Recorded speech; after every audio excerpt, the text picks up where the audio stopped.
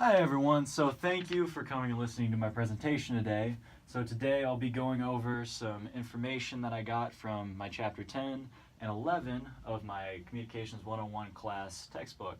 And so chapter 10 is going to be over just the raw giving of information, and chapter 11 goes over how to persuade people with the use of that information.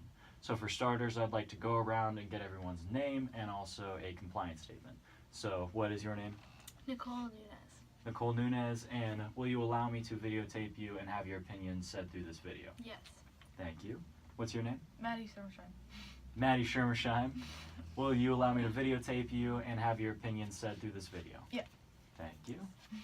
And what is your name? Samantha Payne. Samantha Payne. Will you allow me to videotape you and have your opinions be said through this video? Yes. Thank you.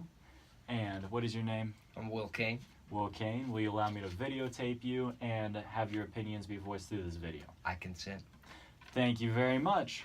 So, also after I present this information to you, we're going to have a small discussion at the end on which one I should use for my final project, either the presentation of information or using persuasion for the use of this information. So, through chapter 10, talking about information, so in the presentation, first you need to know what topic to actually pick. So it said that one of the first things you need to know is your audience, especially. So it said a good thing to do is an audience analysis, which is just knowing who your audience is, where they come from, and the social aspect with it, so that you can more tailor the topic to them. So also, it said to go to a more broader area to pick a general topic and narrow it down, going to make it more of a unique experience, and also, of course, within a time constraint that usually is there. So, then the next part is how to actually bring that information together. So a lot of the times it was saying people use an outline. So the three main types that people will use are a working outline, a full sentence outline, and also a speech outline. So going forward with that, you have a working outline, which is actually like this, with just little bullet points. It's not really finished or anything, and people will just use it as more refreshers for their memory. So the next one, full sentence, it'll almost be like an essay going forward, and they'll have that in an outline form that you can read directly from. And the next one is just a speech outline, which has more direct quotes that you'll be using throughout, and then more little bullet points to help you along. So then how to actually deliver that information, it gave multiple things, such as first, there are the 4 ways, which are memorize, impromptu, manuscript, and then also extemporaneous. So with your memorize, this is straight up just having no notes or anything, just going for it and having it all within your head.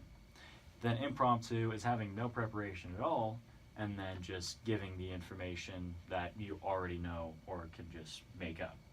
So with the manuscript, that's having the full sentence outline that we had talked about earlier, and that would just be reading directly off of that. So something that's more formal. And the last is extemporaneous, which is actually kind of the melding of all of those. And so that would be taking all of the things that you have learned and doing hearty research as you go throughout. And then through that research, you almost memorize things and just pick them up, and they're more ingrained within your memory, so that by the time you get there and you have your outline fully laid out, you're more doing sort of a memorized speech, but you just have the notes there to help you out. So it's more of a fluid process. So the next part is more how you're outwardly delivering that. So you have, of course, eye contact, as I'm doing here, trying to look at all of you and make sure you're engaged. And so then you have your vocal, speech, and then also bodily communications. So with vocal is just having your pitch, your volume, and also your inflection of your voice. So making sure that it's different and that people can tell that you're actually giving the information in a way that's natural and engaging. And so for speech, then you have your pronunciation and your articulation. And so going forward with that, you have your pronunciation, that's of course actually saying the words clearly so that people can understand you, and articulation, actually saying the words right. So then lastly, you have bodily communication, which deals with, of course, your posture, the gestures that you use, or your facial expressions, so people can see that you again are engaged and how you're actually presenting that information, because a lot of different things can be said by body posture.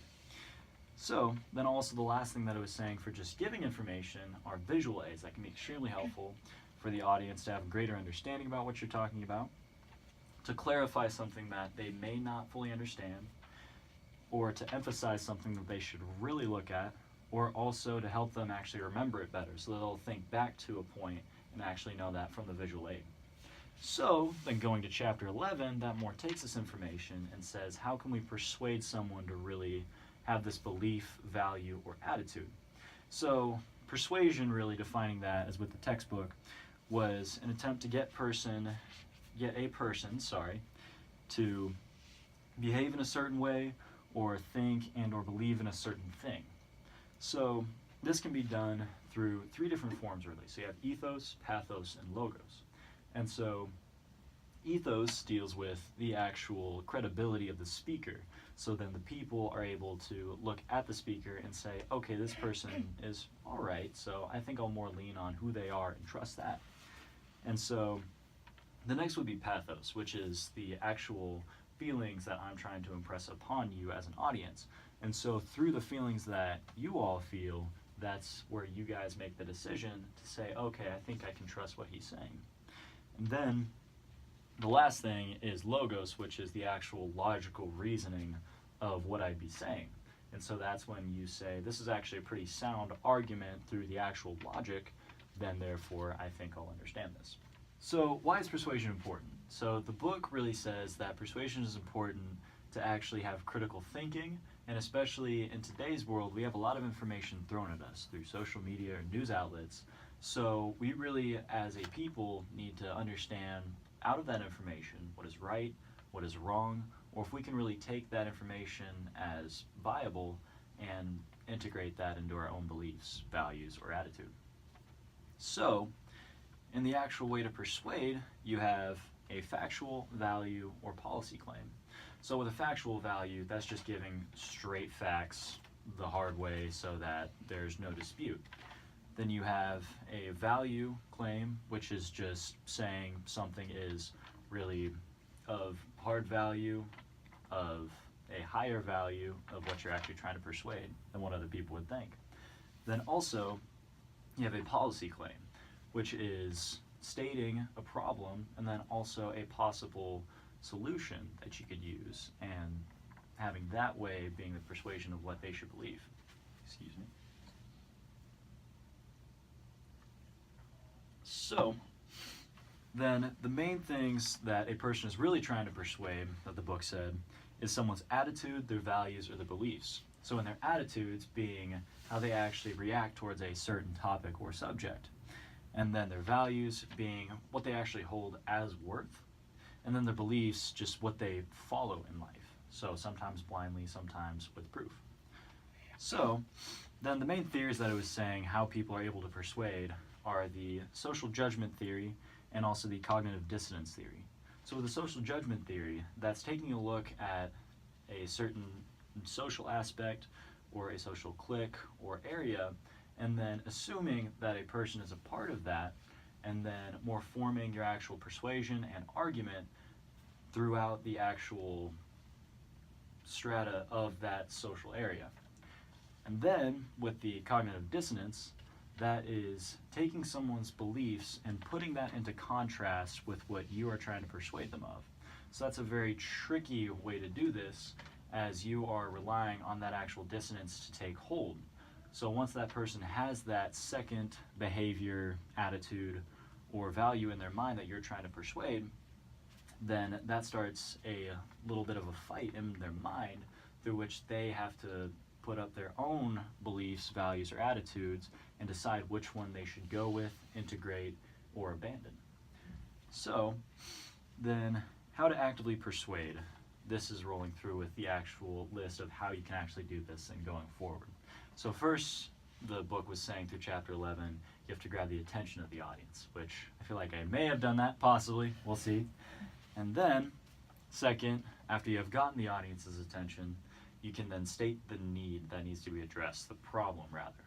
Then, once you have stated a problem and the audience understands that, you can state a possible solution.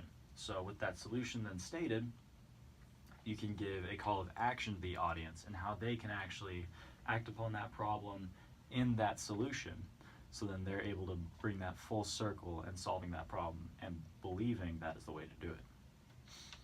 So now, with the information of Chapter 10 and Chapter 11, we'll go around as a small discussion, and we can say what y'all would think would be a good one to use, either the presentation of information or persuasion for my final project. So, Nicole, start with you. I would say using persuasion. If you feel strongly about something, I think you can use your ethos and your credibility, and then also use pathos and logos to really engage your audience in the way you describing the problem and the needs and everything. So. Yeah, thank you. Yeah. I think persuasion, because that makes you, like kind of what she said with the pathos and logos, it's something that you care about, so it's something that you're going to be more engaged in, that you're more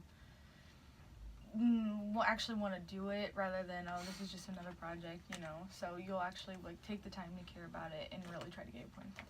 Yeah, thank you. I thought persuasion too, just because I feel like that's how you really connect with your audience, because you're more playing on what you think they may believe and trying to bring them over to your side and your beliefs. I'm going to play a little bit of devil's advocate, apparently, Ooh.